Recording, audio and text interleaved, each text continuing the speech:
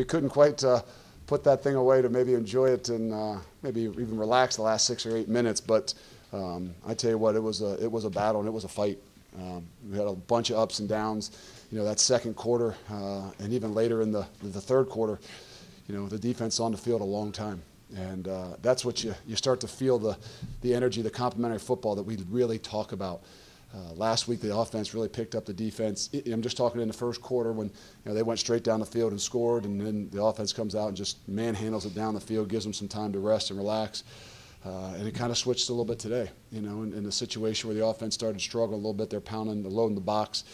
Defense time after time after time, fourth down stops, come back out there, playing a lot of snaps. That front seven has really, really, really kind of matured and done a great job. But we'll go with questions. How big was that punt block? First time in 10 years, right? Haven't had a punt block in 10 years.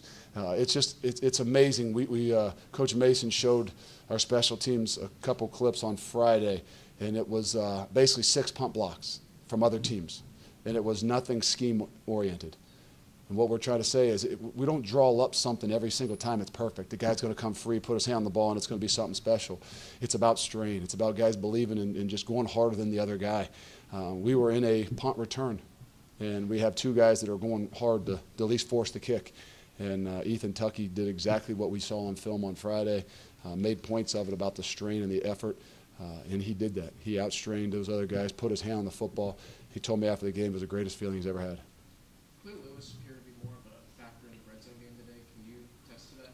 Yeah, Khalil he had a little bit of a tough week because of last week, and he had 2 drops. And Khalil's really, really hard on himself. We tried to get him back out of a funk on Tuesday and on Wednesday, and just because he wants to be so good, and he just has a hard time sometimes when last week in the game. I know people probably don't even remember it, but he dropped 2 touchdown passes that he believes he should have caught, and Khalil should catch him. And then he came out today, and we kind of got him back. Coach Joker did a great job just mentally with him, making sure we continue to push him. He came back out today, was a factor in the red zone. Probably would have been a bigger factor had you're not been up by 16, 17 points where you're going to keep kind of taking some of those shots because that's what they're making you do. But I think that all in all, we ended up in the third quarter and the fourth quarter doing what we had to do to finish the football game. It's been a handful of times this season where you guys have either bounced back from slow starts or injuries or something like that in the first half or after halftime. Is there something you're doing as coaches to address that immediately, or is it just kind of the accumulation of practices and the second? I just think the guys are getting more comfortable. They understand. When they know what and why, you can come to the sideline and make little adjustments here and there.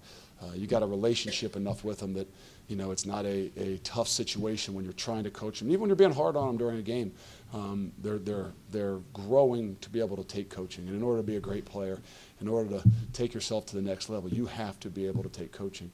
You have to be able to adjust. You have to be able to adapt. And you got to be able to communicate. And I mean that in a game situation when the heat is on. And I think that's where, as you really step back and look what the difference is from this year and last year, it's relationships, it's the ability for guys to take good, hard coaching and make adjustments, especially in games. A lot of bodies on defense. Was that because of the weather and the temperature, 1 and 2? How impressed were you that it didn't seem like there was much drop-off when you did cycle guys? That's when you're starting to create those healthy competitions in those rooms. We've always tried to do it up front, defensive line-wise, but you saw it a lot more even at linebacker today.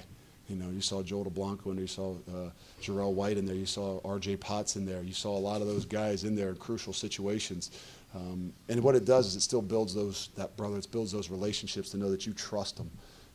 We have a guy in there probably on the 1 touchdown. I don't know exactly what happened, but his ability to react, go ahead, move back out, and we put him back in the football game knowing that we trust him. That goes a long way inside that locker room. I know you don't want overconfidence, but just how confident is this team right now? It's something that you see when we take the practice field, and it's a little bit of that bounce, a little bit of that joy to what it is that they do. Everybody loves it when you're winning, but you just see a different vibe from the positive, but just in the locker room. You can go in that locker room and, you go in there last year, everybody's got their headsets on and they're just kind of doing their own little thing. And now all of a sudden you go in the locker room and, half hour, 45 minutes before practice, and you got guys holding court, you got guys dancing, you can just tell there's a better energy about it. They are enjoying what it is that they do. And I try to tell them, I just don't want you to enjoy the success and the euphoria of win. I want you to enjoy the guys that are around you and what you're doing in order to get yourself there. And I think they're seeing it, and they're getting a lot of energy from that. On defense today, how much was tackling in space a key going into the game, the defense? Well, 2 weeks ago, we didn't do a great job of it. We addressed it. We came out actually the second half of that OU game and did a lot better job. We'll continue to do a better job. That there's a balance between being aggressive and being too passive and worried about missing tackles and shots. And I think that's where I'm happiest with Coach Freeman and those guys over there, that they're building the confidence in those guys to be aggressive, to take the shots with good leverage, and trust and believe that you got a bunch of other guys that are coming your way. You are already bowl eligible now with 6 wins. Who? Are you allowed to talk about Of course, that's something that's in the back of your mind. I didn't even bring it up to the guys in there. I don't want any type of satisfaction. We never talked about it before the season. We never set a goal to say, hey, we want to get to this point where we can play later in the year.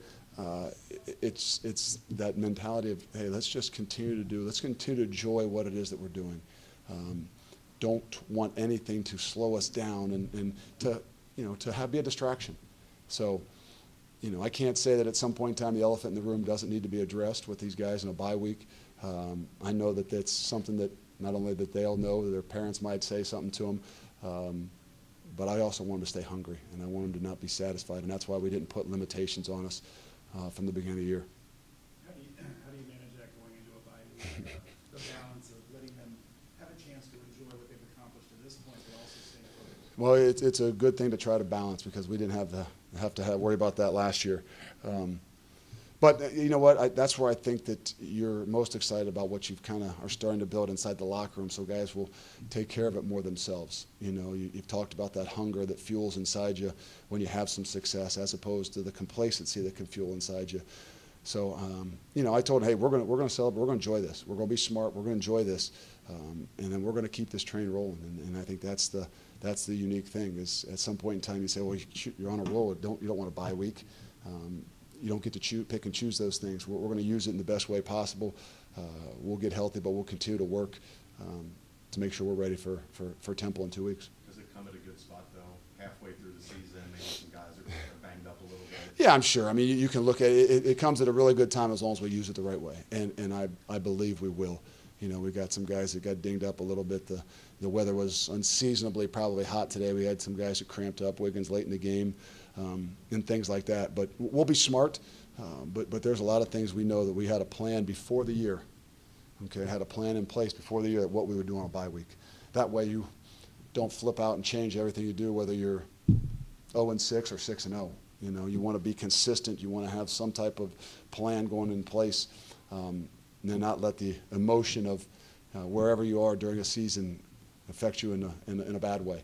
So we'll stick with our plan, and it'll be a little bit livelier. It'll be a little bit more energy, and it'll be a bit funner.